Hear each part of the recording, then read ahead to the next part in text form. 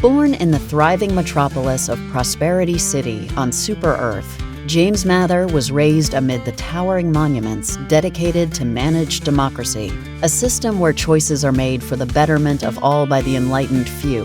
His father, a decorated officer aboard the ship, the Star of Independence, instilled in James a fierce loyalty to the planet and its ideals.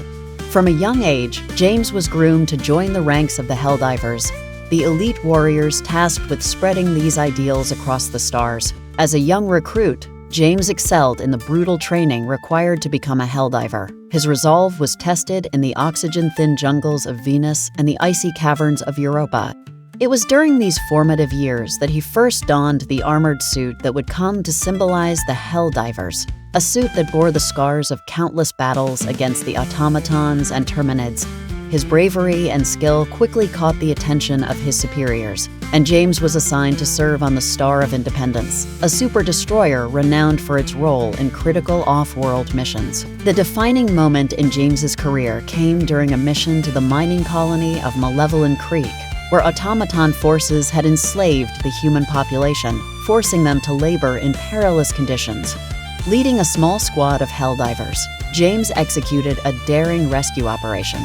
His strategy and courage under fire not only saved hundreds of lives, but also ensured the destruction of a key automaton control hub, crippling their operations in the sector. Following this victory, James was promoted to the rank of Dread Captain, a title reserved for the most distinguished leaders.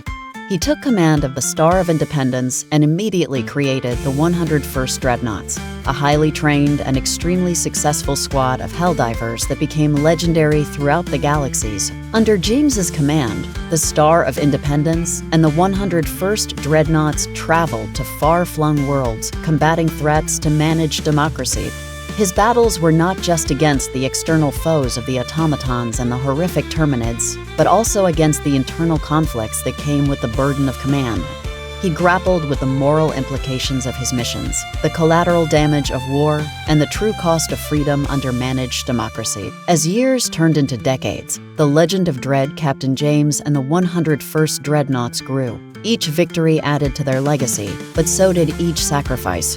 The young man from Prosperity City had become a seasoned captain, his eyes reflecting a universe bathed in both light and darkness. His story and that of his squad became an integral part of Helldiver lore, taught to recruits as a beacon of the ideals they were sworn to uphold. At the twilight of his career, James embarked on one final mission into the uncharted regions of space, seeking to secure a peaceful future for Super Earth. What he found there would change the course of managed democracy forever. A new threat or a new hope. As the Star of Independence sailed beyond the known stars, the legend of Dread Captain James and the 101st Dreadnaughts promised to inspire new generations of Helldivers who, like him, would travel the stars and fight for the ideals of Super Earth.